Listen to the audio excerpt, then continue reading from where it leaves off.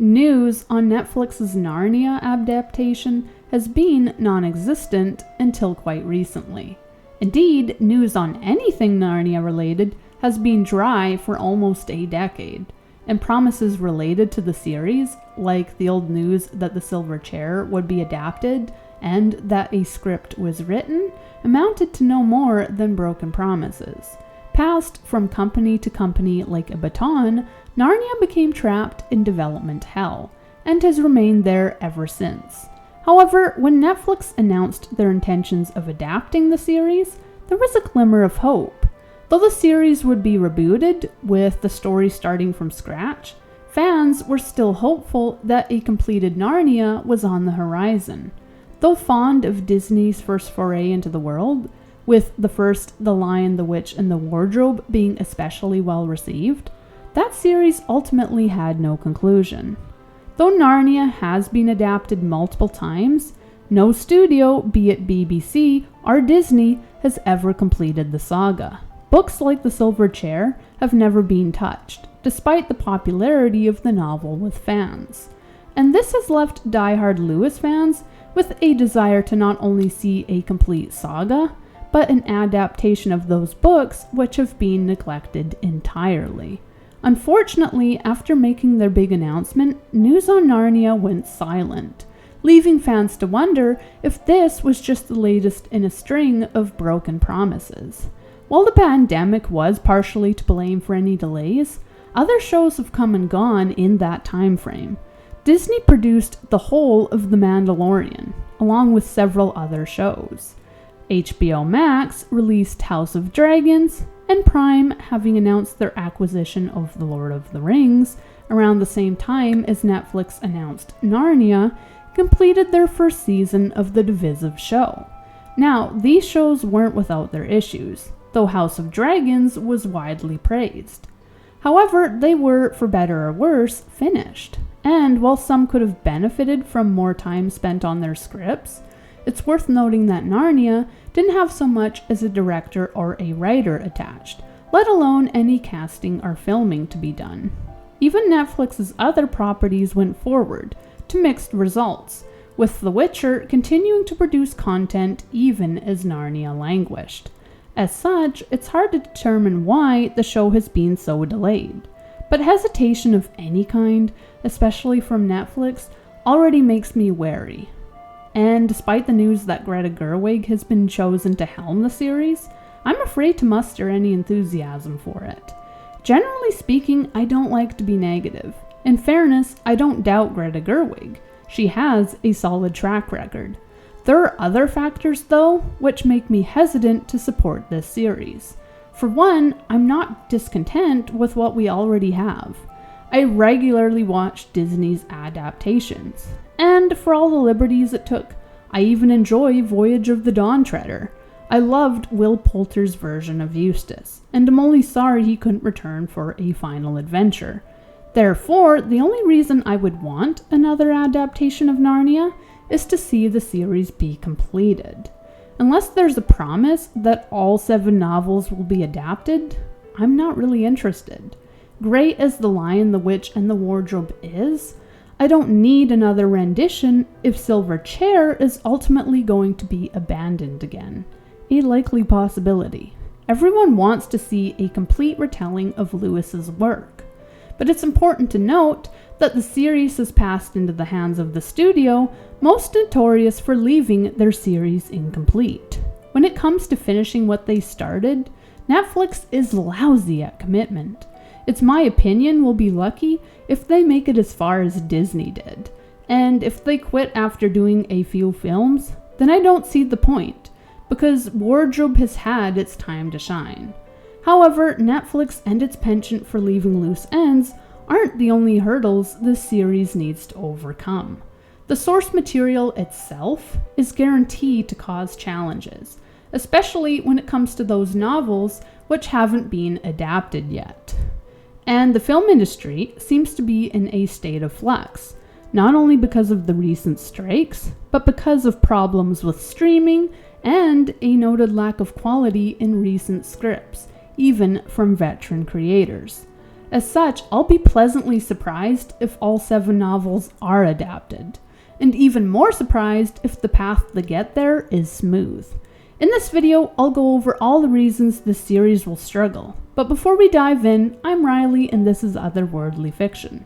On this channel, I talk about reading and writing, books, and offer the occasional writing advice. If you'd like to see more content like this, be sure to hit the subscribe button. Personally, I don't have high hopes for Netflix's Narnia, and here's why. We can't talk about a Narnia adaptation without addressing Narnia itself. For decades, Narnia has been a beloved property. Generations of children have embraced the series, and hundreds of fans have been advocating for years for the books to receive their full due. That said, the books are classics now, which means certain elements within them have not aged well. In addition to the religious elements, which arguably become more heavy-handed later in the series, there are the dated depictions of the Calormen, dark-skinned people often portrayed as enemies within the series, though characters like Aravis do give the characters some dimension. The Calormen are repeatedly shown as being backwards.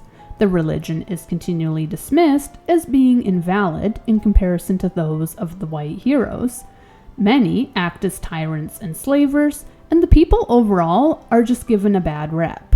It goes without saying that portraying a single community as mostly bad, especially if they're people of color, isn't going to go over well with people in the 2020s. At the same time, an adaptation that changes too much or is otherwise unfaithful to the source material could leave a bad taste in the mouths of fans. We've already seen the ire inspired by The Witcher, when writers felt the need to make the series more palatable to a certain audience, with the most devoted fans accusing the writers of hating the source material. On the other hand, Aravis, as a leading lady, does show that the Calormen have a positive side, and to focus on her character would add diversity to the show while still remaining loyal to Lewis's story.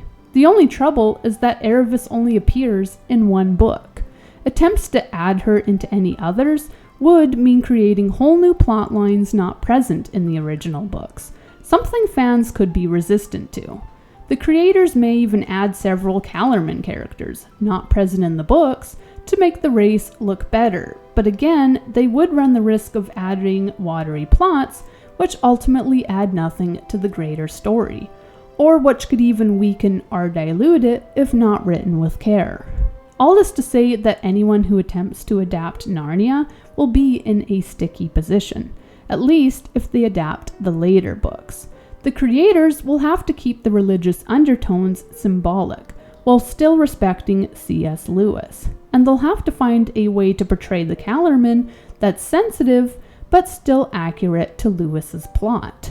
If the creators cleave too closely to Lewis's original vision, they could be taken as offensive, and if they stray too far, they could piss off fans. Plenty of other projects have been at the center of these debates already, from contention over the inclusion of dark-skinned elves in Middle-earth to the current controversy surrounding Disney's Snow White. Narnia is set to be the next bone for a divided populace to fight over. These arguments, carried over internet forums and social media, are never pretty, no matter what side you're on, and such ire alone can make it difficult for Narnia to reach the finish line, because either way, someone very vocal is going to be unhappy with what the creators choose to do. If Narnia itself wasn't already hard to adapt, there's the instability within the film industry itself. Though Netflix has had its share of problems, it is by no means the only company suffering. Even Disney, the golden boy of entertainment, is struggling. In order to make ends meet, Disney Plus will soon be merged with Hulu. To me, Disney Plus seemed like a sure bet, but if even Disney, the entertainment company, is losing money, then it goes to show that nothing is guaranteed. Hollywood strikes have left creatives, writers and actors in particular, scrambling, and everyone seems more focused on making ends meet than on creating art.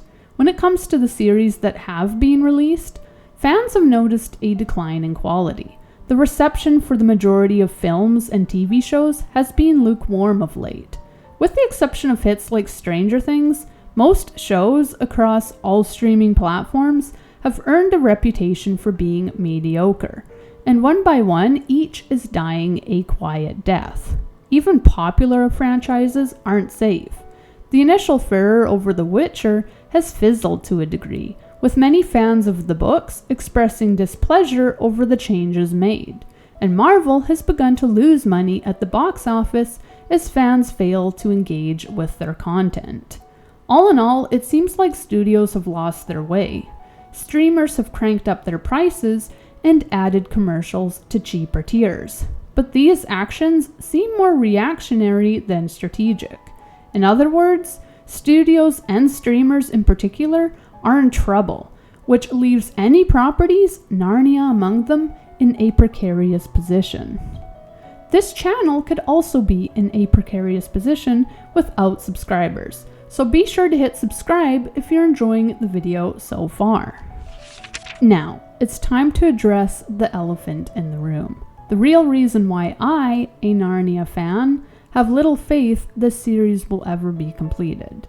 Over the last several years, Netflix has proven that it has commitment issues, whether to the source material itself or to the completion of its original series.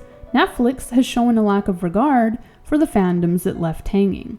It still expects people to pay out of the nose for content, but feels no obligation to those same paying customers to deliver on the promises they've made. All in all, there are two reasons Netflix could be a nail in the coffin for Narnia. The first being changing the source material. First, we must address Netflix's penchant for changing things. It's one thing to cast an actress of color in a previously white role, something which hardly hurt the success of Bridgerton. But it's another to change the plot of a book entirely, and this is where Netflix runs into problems. While some might gripe about Yennefer being dark-skinned, I personally have no problems with the casting. I liked the casting choices for the series. As long as characters behave like themselves and repeat the actions of their bookish counterparts, I'm happy. The Witcher ran into problems though when it began to change the core plot. From what I can tell, the creators charged with adapting the series already disliked certain elements of it. A problem when a series, first and foremost, is to be adapted for fans. Personally, I believe companies should hire people who are passionate about the source material, or at the very least, those who have no bias. By choosing people who were against the original books to begin with, it wasn't long before the series ran into problems. Some of the changes made didn't even feel political either. In many cases, it felt like changes were made just to make changes. As someone who read the books, I can't recall any instances where Ciri shattered things with her screaming. Giving the character completely new powers and adding their own scenes and world building, the creators seem set on telling their own story while cherry-picking from Sapkowski's work. Before long, the most diehard fans were upset. And when it comes to the more political changes, there are some I feel are unnecessary, especially if the show continues. Speaking as a reader of the books and a woman, I had no problems with Ciri's arc in the series. The creators want to make Ciri a badass, and some feel her role in the original series diminished her, but I don't feel this is the case. Here's a spoiler warning, but the basic fact is this. After being built up as the Chosen One, it's revealed that Ciri is to act as the real Chosen One's mother. After being impregnated by some powerful elvish lord, she'd give birth to the prophesized child. Now, had these plots gone forward without any argument from Ciri, that would have been demeaning. But anyone who's read the books knows that Ciri is a badass, and she rebels against the destiny prescribed for her. Refusing to be used by anyone, she eventually flees any of the captors who tried to hold her, and she does so on her own. Geralt might be Ciri's protector, but there are plenty of instances within the books where Ciri looks after herself. She escapes time and time again, and when her magic fails her, she retains her skills with the blade. going toe-to-toe with the people who would use her. In this way, the books themselves showcase the wrongness of Siri being used to pump out children. And Siri certainly doesn't tolerate any of it. It's my opinion as a woman that Siri was always a strong character. But nevertheless, the creators felt the need to meddle. When it comes to Narnia, fans will have similar concerns. Given how Netflix handled The Witcher, I have to wonder if we can expect similar deviations within the new Narnia.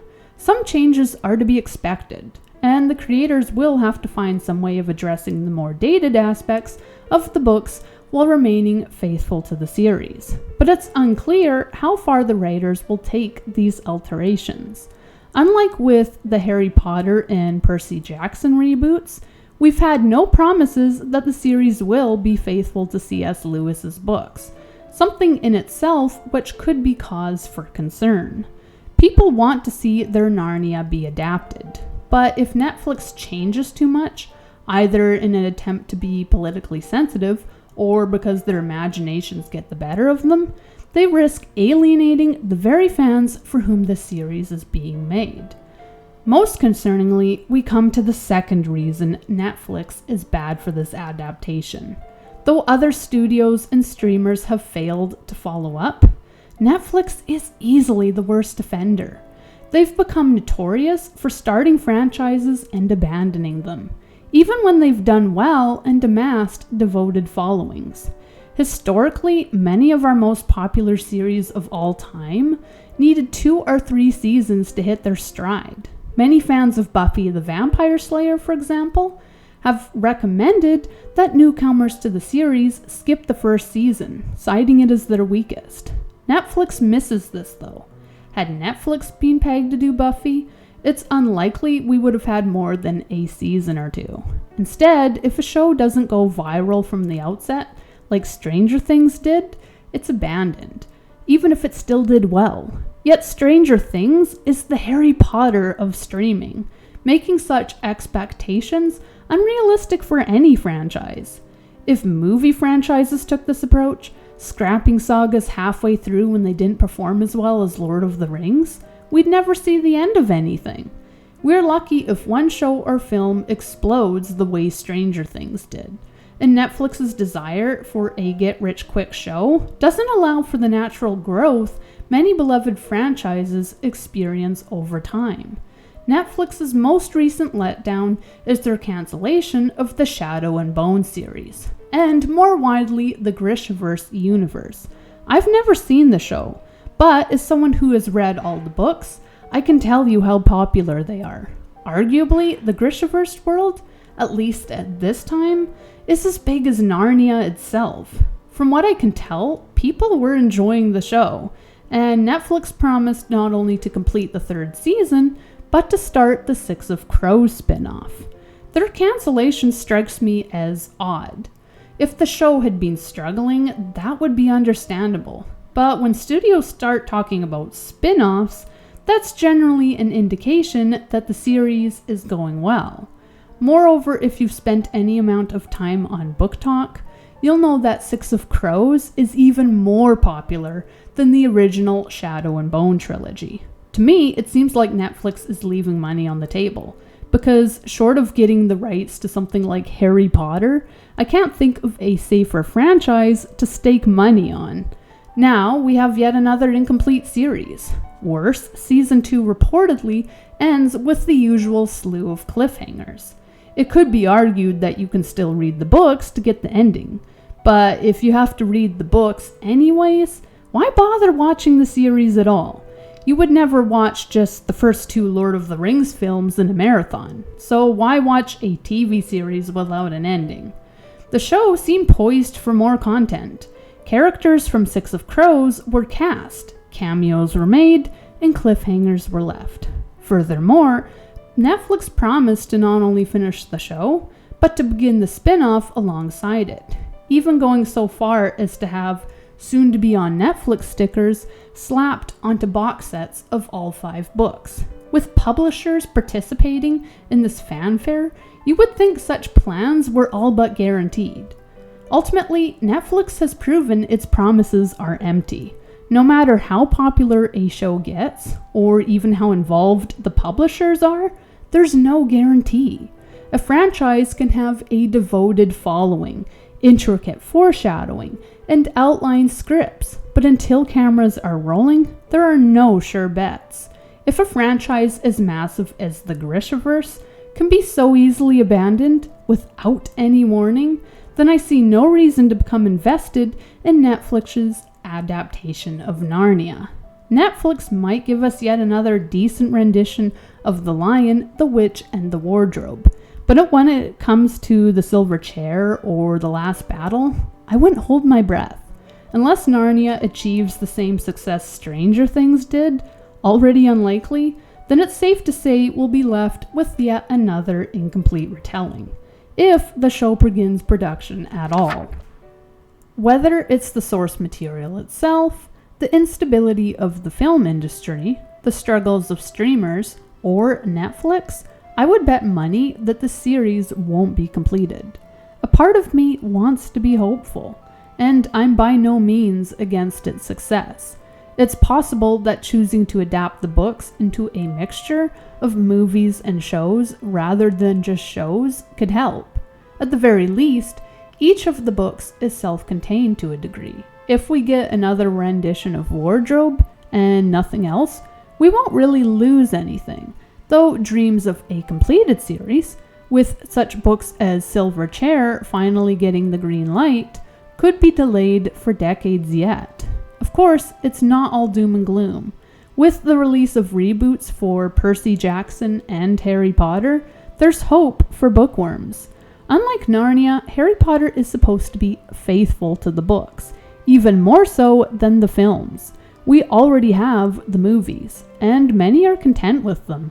But with Rowling being closely involved with the series, there's hope for fans that the show won't go off the rails. At the very least, we'll always have the movies.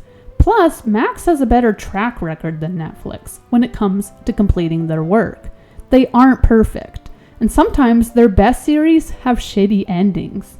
But at least they have endings, which is more than Netflix can say. As such, I have high hopes for the Harry Potter series. And if you want to hear my thoughts, click either of the videos on screen. Thank you for watching, and happy reading.